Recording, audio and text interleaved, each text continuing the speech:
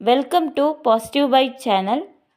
நம்ம சேனலுக்கு first time வரீங்கன்னா சேனலை சப்ஸ்கிரைப் பண்ணிக்கோங்க, பெல் சிம்பலையும் கிளிக் பண்ணிக்கோங்க.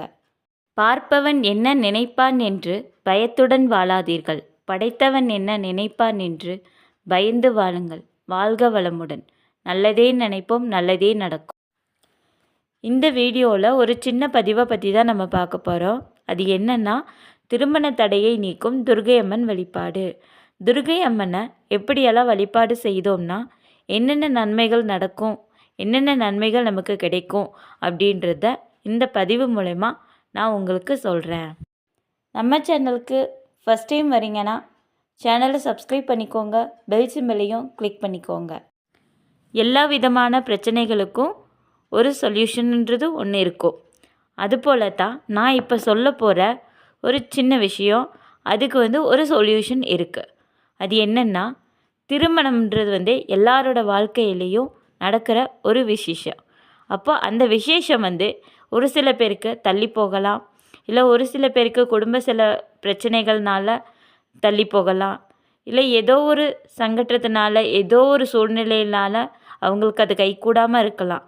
அப்போது அந்த பிரச்சனையை நம்ம சரி பண்ணுறதுக்காகத்தான் இப்போ நான் சொல்ல போகிற இந்த பரிகாரத்தை அவங்க செஞ்சுட்டு வந்தாங்கன்னா கண்டிப்பாக அவங்களுக்கு இந்த பரிகாரம் மூலயமா அவங்களுக்கு நல்லது நடக்கும். நம்ம சேனலுக்கு ஃபஸ்ட் டைம் வரீங்கன்னா சேனலை சப்ஸ்கிரைப் பண்ணிக்கோங்க, பெல் சிம்பலையும் கிளிக் பண்ணிக்கோங்க.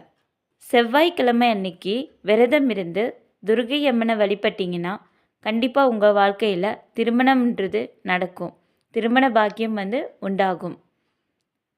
அதே மாதிரி செவ்வாய்க்கிழமை அன்னைக்கு ராகு கால நேரத்தில் செய்யப்படும் வழிபாடு மிகவும் சிறந்தது.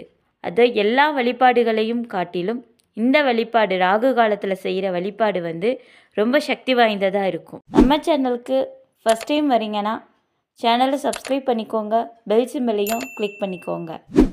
மஞ்சள் நிற உடை அணிந்து எலுமிச்சை சாதம், மஞ்சள் நிற பூக்கள், இந்த மூன்றையும் கொண்டு துர்க்கை அம்மனை வழிபட்டிங்கன்னா நீங்கள் நினைத்த காரியங்கள் கண்டிப்பாக நடக்கும். துர்க்கை அம்மனை மனதார பிரார்த்தனை செய்து வந்தால் வாழ்க்கையில் ஏற்படும் அனைத்து விதமான தடைகளும் நீங்கி வாழ்க்கையில் சுபிட்சம் ஏற்படும். வாழ்க வளமுடன்.